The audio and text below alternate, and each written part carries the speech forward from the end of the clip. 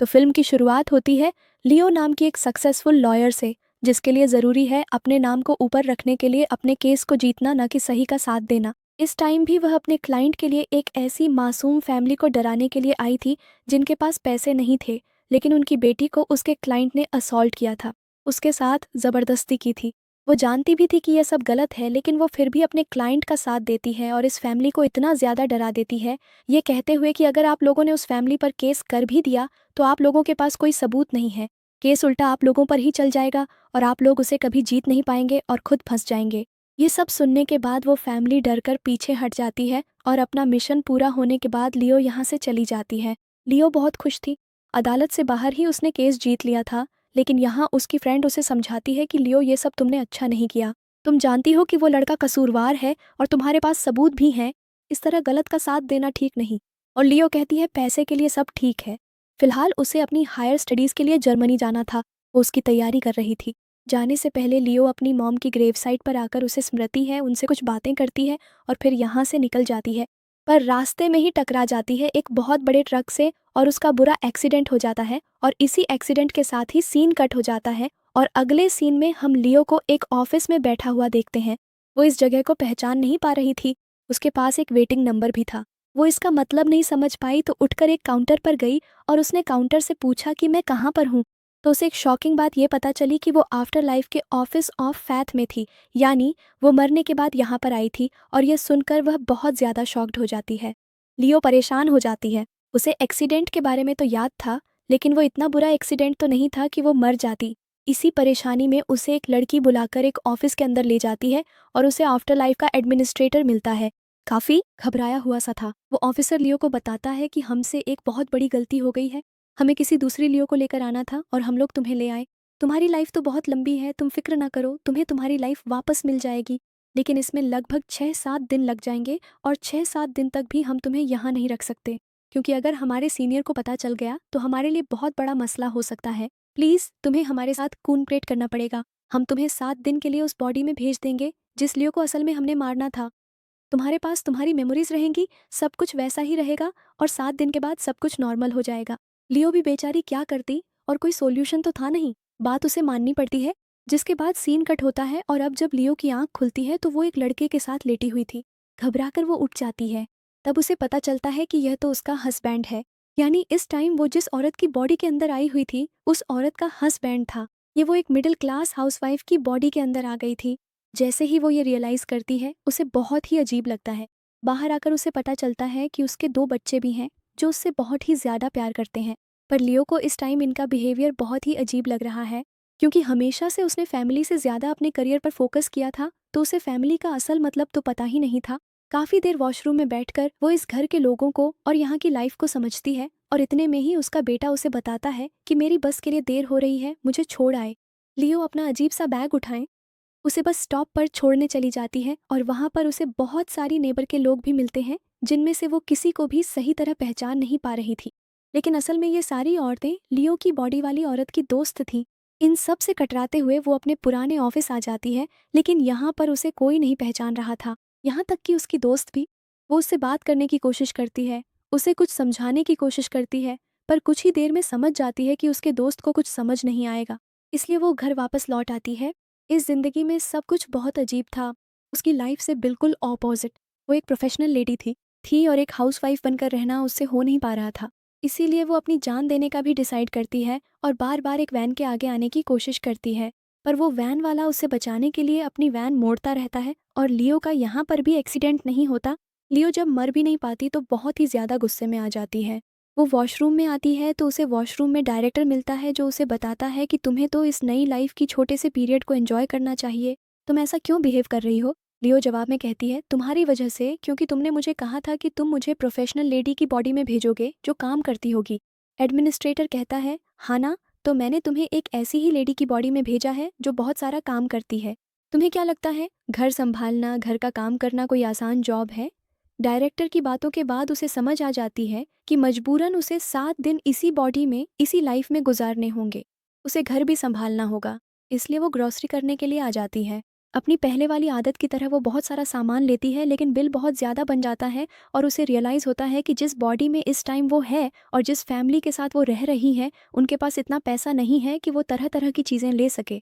इसीलिए ज़रूरत का सामान लेकर वो बस स्टॉप पर वापस आ जाती है अपने बेटे को लेने के लिए। आज पहली बार हुआ था जब वो औरत अपने बेटे को लेने के लिए लेट गई थी, इसीलिए उसका बेटा समझ गया कि ज़रूर यहाँ कुछ गड्ढाबड्ढे चल रही है। वो बच्चा ये बात लियो से कह भी देता है और लियो ये सब बातें सुनकर शॉक रह जाती है कि इस बच्चे को कैसे पता चला था कि इस बॉडी के अंदर उसकी मॉम की सोल नहीं है। खैर, अब झूठ बोलने का तो फ़ायदा नहीं था, लियो उसे सच बता देती है। जो कुछ भी उसके साथ हुआ था सब कुछ, और उससे प्रॉमिस भी करती है कि तुम ये बातें किसी को नहीं बताओगे। सिर्फ 7 दिन की ही तो बात है। 7 दिन बाद तुम्हारी मॉम इस बॉडी में वापस आ जाएंगी। उसने इस बच्चे को यह नहीं बताया था कि 7 दिन बाद उसकी मॉम मर जाएंगी, क्योंकि उसे डर था कि यह बच्चा बहुत ज़्यादा उदास हो जाएगा, क्योंकि अब खुद लियो इस बच्चे से बहुत ज़्यादा अटैच हो चुकी थी। अब क्योंकि वो लियो का सीक्रेट पार्टनर बन गया था, तो वो लियो की सारे कामों में हेल्प करता है और सारे घर वालों को जानने में हेल्प करता है। ये भी बताता है कि किसको क्या पसंद है। लियो बहुत एफर्ट करके डिनर बनाती है, लेकिन ये डिनर किसी को भी पसंद नहीं आता और लियो को गुस्सा आ जाता है। उसने इतनी मेहनत ज़िंदगी में पहली बार की थी और ये लोग खाना नहीं खा रहे थे। डांट कर वो सबको खाना खिलाती है और यहाँ पर उसके हस्बैंड और बेटी को भी लगने लग जाता है कि ज़रूर कुछ तो गड़बड़ है, लेकिन खैर वो चुपचाप खाना खा लेते हैं।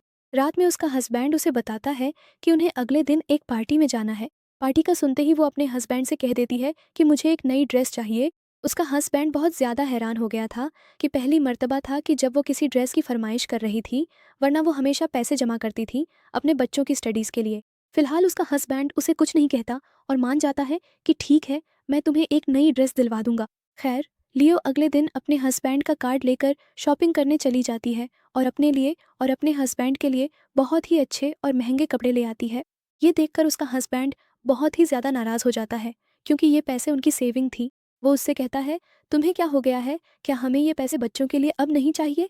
अब क्योंकि उसकी वाइफ पहली मर्तबा इस तरह की हरकतें कर रही थी, तो उस आदमी को भी कुछ समझ नहीं आता और वो ओवर टाइम करने के लिए चला जाता है। ये देखकर लियो सच में उदास हो जाती है और उसे पहली मर्तबा एहसास होता है कि मेहनत करके पैसा कमाना और बचाना कितना मुश्किल है। अपनी उदासी को कम करने के लिए वो एक बार में आ जाती है और यहाँ पर उसे एक लेडी मिलती है। ये उसी लेडी की नेबर थी जिसकी बॉडी में इस टाइम लियो थी। वो उससे कहती है, मुझे तुम्हारी फैमिली बहुत अच्छी लगती है, क्योंकि तुम्हारे हस्बैंड बहुत मेहनत करते हैं, तुम सबके लिए और तुम अपनी फैमिली के लिए बहुत मेहनत करती हो। ये सब आइडियल है। ये बातें सुनकर लियो बहुत ज़्यादा खुश हो गई थी और आज पहली मर्तबा उसे एहसास हो रहा था कि फैमिली बनाना कोई मुश्किल चीज़ नहीं है, बल्कि फैमिली बनाना और फैमिली के साथ रहना तो एक खूबसूरत एहसास है। घर वापस आते हुए वो देखती है कि उसकी बेटी एक लड़के के साथ थी। वो उसे किस करने ही वाली थी, लेकिन लियो अजीब तरीके से उनके दरमियान में आ गई। दोनों डर गए। उसकी बेटी तो यहाँ से भागने लगी, क्योंकि उसे लग रहा था कि लियो उसे मारेगी। लेकिन लियो उससे कहती है, मुझे इससे कोई एतराज़ नहीं, वो तुम्हारा फ्रेंड है, लेकिन मैं बस इतना कहूँगी कि इतनी जल्दी इसके करीब आने की ज़रूरत नहीं है। लियो का इतना फ्रेंडली बिहेव देखकर उसकी बेटी बहुत ज़्यादा खुश हो जाती है और उससे प्रॉमिस भी करती है कि आइंदा के बाद अपने रिलेशन से जुड़ी हुई वो हर बात अपनी मॉम को बताएगी। ये लोग खुशी खुशी घर आ जाते हैं। रात में वो अपने बच्चों को सुला देती है और उसके बाद जब खुद ड्रिंक कर रही होती है, तो दोबारा एडमिनिस्ट्रेटर उससे मिलने के लिए आते हैं। वो उससे पूछते हैं, बताओ फिर कैसी लगी ये लाइफ? वो कहती है, हाँ, इतनी भी बुरी नहीं। तो उसके बाद वो अंदर चली जाती है। इस फैमिली को अच्छी तरह से जानने के लिए वो इस फैमिली की पुरानी वीडियोस देखने लग जाती है और यहीं पर उसे उनकी शादी की वीडियो भी दिख जाती है। ये सब इतना अच्छा था कि अब उसका भी दिल करने लगा था कि वो भी किसी से शादी कर ले। यही देखते देखते वो सो गई थी और आज उसका हस्बैंड आकर बहुत केयर से उसे बेड पर लिटाकर जाता है और अगली सुबह खुद उसे कॉफ़ी भी बनाकर देता है। और आंखें खोलते ही लियो की नज़र पड़ती है एक खूबसूरत से ड्रेस पर, जो उसका हस्बैंड उसके लिए खरीद के लाया था ओवर टाइम करके। ये एहसास बहुत अच्छा था कि कोई दूसरा आपके लिए कुछ कर रहा था। लियो बहुत ज़्यादा खुश थी। वो बड़े अच्छे से तैयार होकर पार्टी में जाती है और पार्टी में जाकर उसे पता चलता है कि ऑफिस वाले उसके हस्बैंड की ज़्यादा इज्जत नहीं करते, क्योंकि वो बहुत ही ज़्यादा ईमानदार है और ऑफिस वाले चाहते हैं कि वो करप्शन करें, और इसी वजह से उसके बॉस भी उससे बहुत बुरा भला कहते हैं और उसके हस्बैंड का कॉन्फिडेंस बहुत ही ज़्यादा कम है। ये देखकर लियो को गुस्सा आ जाता है और वो उसे समझाती है कि सिचुएशंस को ऐसे हैंडल नहीं करना चाहिए। हमें अपने लिए स्टैंड लेना चाहिए और जो हम चाहते हैं हमें वो दूसरे को कह देना चाहिए बिना डर के। उसकी बातों से उसके हस्बैंड को हौसला मिलता है और वो अपने बॉस को वो सारी बातें कह देता है। वो सारा गुस्सा उसके ऊपर उतार देता है, जो इतने सालों से उसे था, प्रमोशन ना मिलने का, अपने बॉस के गलत कामों को छुपाने का, और ये सब करने के बाद उसे बहुत ज़्यादा अच्छा फ़ील हो रहा था। उसे ये डर भी नहीं था कि उसकी जॉब चली जाएगी। इसके बाद वो लियो को लेकर पार्टी से बाहर निकल आता है और ये दोनों एक दूसरे के साथ बहुत ज़्यादा एंजॉय करते हैं। उसका हस्बैंड भी खुश था अपनी वाइफ के इस चेंज से, क्योंकि उसे अपनी यह कॉन्फिडेंट वाइफ बहुत ज़्यादा पसंद आ रही थी, जो उसकी प्रोफेशनल लाइफ में भी उसका साथ दे रही थी। ये लोग जैसे ही घर आते हैं तो इन्हें पता चलता है कि इनकी बेटी रो रही है। लियो परेशान होकर अपनी बेटी के पास जाती है तो देखती है कि उसके मुंह पर बहुत सारे निशान थे। वो अपने हस्बैंड को बाहर भेज देती है और उससे पूछती है कि क्या हुआ। उसकी बेटी बताती है, वही लड़का जिससे मैं दोस्ती करना चाह रही थी, वो मेरे करीब आने की कोशिश कर रहा था, पर जब मैंने उसे मना किया तो उसने मुझे बहुत मारा। लियो का हस्बैंड बाहर खड़ा ये सारी बातें सुन रहा था और उसे इतना ज़्यादा गुस्सा आ जाता है कि वो उस लड़के के घर चला जाता है उसे मारने के लिए। और यहाँ पर लियो को वो सारी बातें याद आती हैं कि किस तरह उसने अपनी पिछली लाइफ में एक ऐसे ही लड़के की मदद की थी, जिसने बेचारी लड़की की ज़िंदगी खराब की थी, और अब इस लड़की की वजह से उसे लड़की का दुख समझ आ रहा था। उसे बहुत ज़्यादा गिल्ट होती है अपने के पर, और वो इरादा कर लेती है कि जैसे ही वो अपनी लाइफ में वापस आएगी तो उस बेचारी लड़की को इंसाफ दिलवाएगी और इस लाइफ में अपनी बेटी को भी। इस टाइम तो वो अपनी बेटी का भी बदला लेना चाहती थी, इसीलिए वो कंप्लेंट करने के लिए चली जाती है उस लड़की की। और यहाँ पर पता चलता है कि वो लड़का भी एक गरीब फैमिली से था और उन्होंने भी अपने बेटे को बचाने के लिए बिल्कुल लियो की तरह की ही एक लॉयर को हायर किया था, जो पैसे से लियो को और उसकी बेटी को खरीदना चाहते थे। ये सब सुनकर लियो को बहुत ज़्यादा गुस्सा आ जाता है। पुरानी लाइफ का पछतावा तो था ही, वो सारा पछतावा और गुस्सा अब यहाँ इसी फैमिली पर निकाल देती है, और अपनी असली लॉयर वाली स्किल्स का इस्तेमाल करते हुए वो इस फैमिली को इतना डरा देती है कि वो फैमिली इन्हें कुछ कहने के काबिल ही नहीं रहती, और उस लड़के को भी सज़ा हो जाती है। और सज़ा होने से पहले लियो खुद भी उस लड़की की खूब पिटाई करती है, जिसके बाद हमें इनका एक फैमिली रियूनियन दिखाया जाता है, जहाँ वो अपनी बेटी को कन्फर्ट कर रही थी कि आगे इस तरह का कुछ भी नहीं होगा। ये सारे मोमेंट लियो के लिए बहुत ज़्यादा स्पेशल बन गए थे। उसे ये फैमिली अपनी फैमिली लगने लगी थी। वो तो ये भूल ही गई थी कि इस टाइम वो किसी और की लाइफ में है। अब वो यहाँ की रूटीन के काम भी इस तरह कर रही थी जैसे उसकी ड्यूटी हो। जैसे ही वो अगले सुबह अपने बेटे को स्कूल छोड़ने जाने लगती है तो अचानक उसका बेटा भागते भागते रुक जाता है, क्योंकि उसे कुछ भी नज़र आना बंद हो गया था। घबराकर वो उसे हॉस्पिटल लेकर गई तो उसे पता चला कि उसके बेटे की आंखें खराब हो गई हैं, और अगर फ़ौरन ऑपरेशन ना किया गया तो वो ज़िंदगी भर नहीं देख पाएगा। लियो को बहुत बुरा लगा। उसने अपने पुराने वाले अकाउंट्स में से पैसे निकाले और फ़ौरन अपने बेटे का ऑपरेशन करवाया, और इससे पहले कि अब वो अपने बेटे से मिल पाती, यहाँ उसे पता चला कि वो 7 डेज़ पूरे हो चुके थे। जिन 7 डेज़ की पीरियड में वो इस लाइफ के अंदर आई थी, और अब एडमिनिस्ट्रेटर उसे वापस लेने के लिए आ चुके थे। लेकिन अब उसका दिल नहीं चाह रहा था उसकी पुरानी लाइफ में वापस जाने के लिए। डायरेक्टर उसे साथ लेकर जाना चाहते थे, तो लियो उनसे रिक्वेस्ट करती है कि मैं आखिरी मर्तबा उस फैमिली से मिलना चाहती हूँ। वो बहुत इमोशनल होकर सबके गले लगकर वापस डायरेक्टर के पास आ जाती है, और डायरेक्टर उसे गाड़ी में बिठाकर यहाँ से ले जाते हैं। यहाँ से सीन कट हो जाता है और हॉस्पिटल में हमें लियो को दिखाया जाता है। ये असली लियो थी, और इस टाइम उसे होश आया था हॉस्पिटल के बेड पर। पिछले जो 7 दिन गुजरे थे, दूसरी लाइफ में उसे एक एक बात याद थी। उसे फ़ौरन अपने बेटे की टेंशन होती है, और वो अपनी पट्टियाँ उतार कर फ़ौरन अपने बेटे से मिलने के लिए हॉस्पिटल जाती है। पर शॉकिंग चीज़ उसे यह पता चलती है कि इस हॉस्पिटल में उस नाम के तो क्या, पिछले कई दिनों में कोई आई का ऑपरेशन हुआ ही नहीं था, और यह सुनकर उसे झटका लगता है। वो घबराकर उसी पुराने घर में जाती है तो पता चलता है कि इस घर में भी कोई और फैमिली रहती थी। यहाँ पर उसे समझ आती है कि जो लाइफ उसने गुजारी थी वो असल नहीं थी। वो 7 दिन जो उसे लग रहा है कि उसने दूसरी लाइफ में गुजारे, असल में उन 7 दिनों में वो कोमा के अंदर थी।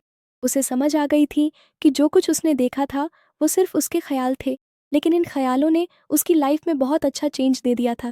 पहले जो वो सिर्फ पैसे के लिए केसेस लड़ती थी, अब उसने अच्छाई के लिए केस लड़ना शुरू कर दिए थे, और ऑफिस वापस जाते ही उसने अपने क्लर्क से सबसे पहले उसी केस को ओपन करने को कहा था जिसमें उसने एक मासूम लड़की को नहीं बचाया था। वो कहती है कि मैं उस मासूम लड़की के लिए केस लड़ूंगी, वो भी फ्री में, और उस लड़के को ज़रूर सज़ा दिलवाऊंगी, क्योंकि सारे सबूत उस लड़के के खिलाफ हैं और सबूत मेरे ही पास हैं। उसके कलीग भी उसका ये चेंज देखकर बहुत ज़्यादा खुश हो जाते हैं। अब तो लियो ने यह भी फैसला कर लिया था कि वह अच्छी लाइफ गुजारेगी, अपनी फैमिली बनाएगी, लेकिन उस तरह की फैमिली नहीं बनाएगी जैसी उसने पिछले ख्यालों में देखी थी। वो अपने घर और जॉब को एक साथ लेकर चलेगी ताकि उनकी फैमिली को पैसों का भी कोई मसला ना हो। इसीलिए उसने फैमिली बनाने से पहले अपनी स्टडी कंप्लीट करने का फैसला किया था और दोबारा जर्मनी की टिकट करवा ली थी। जर्मनी की टिकट करवाकर वो जैसे ही प्लेन में बैठती है तो यहाँ पर एक और बहुत ही अजीब लेकिन बहुत ही अच्छा एक्सीडेंट उसके साथ ये होता है कि जिस फैमिली में जिस लड़के के साथ उसने टाइम स्पेंड किया था वही लड़का उसे प्लेन में मिल जाता है।